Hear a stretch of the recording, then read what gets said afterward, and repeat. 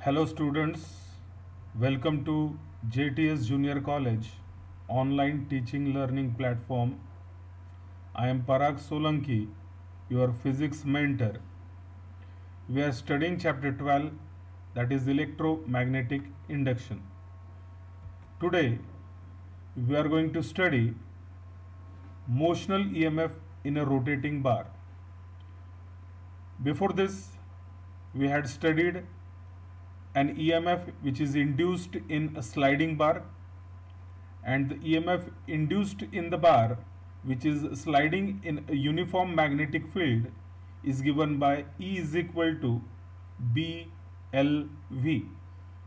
Now instead of sliding the bar, we are going to assume that this bar or the rod is going to rotate about a fixed pivotal point in uniform magnetic field.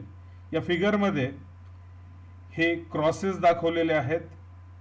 या रिजनमध्ये magnetic field आहे, uniform magnetic field आहे. क्रॉसचा अर्थ magnetic field is perpendicular to the plane of the figure and is directed inwards. Magnetic field या तुमच्या मोबाईलमधून आतमध्ये जाणारं मॅग्नेटिक फील्ड आहे, आणि या मॅग्नेटिक फील्डमध्ये आपण एक रॉड ठेवलेला आहे. हा रॉड या पॉइंट भोवती, हा पॉइंट, या पॉइंटवरती रॉड फिक्स्ड आहे आणि या पॉइंटच्या भोवती तो रॉड रोटेट होणार आहे. A rotating bar is different in nature from the sliding bar. Rotating बारचं नेचर हे अगोदर स्टडी केलेल्या स्लाइडिंग बारपेक्षा वेगळं आहे. As shown in figure, consider a small segment of length dr of the bar at a distance r from the pivot. हा जो rod आहे, या रॉडचा एक छोटासा भाग आपण घेणार आहोत. या भागाला इलेमेंट म्हणायचं. या इलेमेंटची लांबी dr आहे आणि हा इलेमेंट पायवोटल पॉइंट जो आहे, या पायवोटल पॉइंट पासून निवडलेला इलेमेंट r एवढ्या अंतरावरती आहे. It is a short length dr of the conductor which is moving with velocity v bar in magnetic field b bar and has an induced EMF generated in it like a sliding bar. हा element magnetic field मधनं v वेलोसिटीने move होणार आहे, rotate होणार आहे, आणि sliding बार प्रमाणेच याही इलेमेंटमध्ये EMF induce होणार आहे.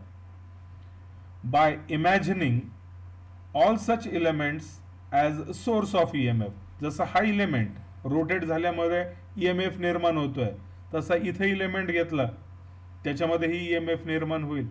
जर इथं इलेमेंट घेतला त्याच्यामध्येही EMF निर्माण होईल. मग अशा पद्धतीने या प्रत्येक इलेमेंटमध्ये EMF निर्माण होणार आहे, म्हणजे प्रत्येक इलेमेंट हा सोर्स ऑफ EMF आहे. We can find that all these elements are in series and therefore the EMFs of individual segments will be added. हे सर्व एलिमेंट्स एका पाठोपाठ एक येत आहेत, म्हणजे सिरीजमध्ये आहे. मग आपल्याला जर संपूर्ण रॉडमधला EMF काढायचा असेल तर प्रत्येक एलिमेंटचा EMF हा ॲड होणार आहे, आणि या सगळ्यांची ॲडिशन केली तर रॉड मधला एकूण EMF आपल्याला मिळेल. Now we know that the induced EMF DE in the small segment dr of the rotating conductor is given by.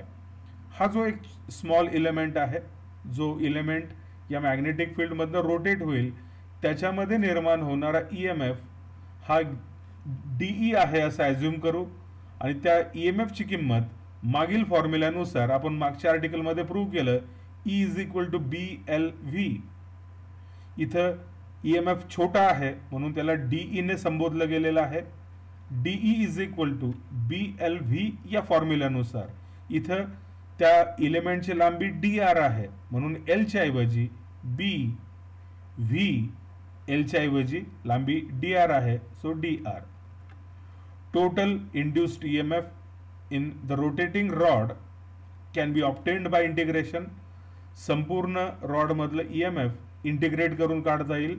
So total EMF E is equal to integration DE is equal to integration DE ची किंमत टाकूया BV/dr. Circular motion मध्ये आपण बघितलं linear velocity V is equal to R omega. Linear velocity आणि angular velocity मधलं relation जे आहे ते आहे V is equal to R omega. मग इथं B V च्या ऐवजी R ओमेगा आणि dr ॲज इट इज आहे. इथं B आणि ओमेगा कॉन्स्टंट आहे म्हणून या B ओमेगाला इंटिग्रेशनच्या बाहेर काढू. So we get E is equal to B omega integration R dr. आता इलेमेंट्सची सुरुवात इथून झालेली आहे. हा इलेमेंट या पायवोटल पॉइंट वरती आहे म्हणून त्या पायवोटल पॉइंट पासून त्या इलेमेंटचं अंतर 0 आहे. प्रत्येक इलेमेंटचं अंतर हे वाढत वाढत जाईल आणि शेवटचा इलेमेंट जो इथं आहे या इलेमेंटचं पायवोट पॉइंट पासूनचं अंतर, हा इलेमेंट शेवटचा जो इलेमेंट आहे त्याचं पायवोट पॉइंट पासूनचं अंतर हे L आहे. रॉडची लांबी L आहे. मग आपल्याला बेरीज करायची आहे. बेरजेची सुरुवात इथून या इलेमेंट पासून करायची आहे आणि प्रत्येक एलिमेंटचं EMF ऍड करत करत शेवटचा एलिमेंट इथपर्यंत आहे, ॲडिशन इथपर्यंत करायची आहे. म्हणून इंटिग्रेशन करताना लोअर लिमिट 0 पासून स्टार्ट होते बेरीज आणि बेरीज L आल्यानंतर थांबवायची आहे म्हणून अप्पर लिमिट L आहे. R dr चं इंटिग्रेशन R²/2 आहे. B omega as it is R²/2 limits 0 आणि L. Now put R is equal to upper limit minus R is equal to lower limit. R चा upper limit L आहे म्हणून L²/2. R चा lower limit 0 आहे म्हणून minus 0²/2 is 0. Limits put केल्यानंतर आता इथं सिम्प्लिफाय करू. So this equation can be written as E is equal to 1/2 बाजूला काढलेला आहे B omega as it is आणि L². सो हा रॉड युनिफॉर्म मॅग्नेटिक फील्ड मधनं रोटेट झाल्यानंतर त्याच्यामध्ये निर्माण होणारा EMF आहे E is equal to 1/2 B omega L². Compare the above result with the induced EMF in sliding bar. Sliding bar मध्ये निर्माण झालेला EMF होता E is equal to BLV आणि रोटेटिंग रॉड मध्ये EMF आहे 1/2 B ओमेगा L.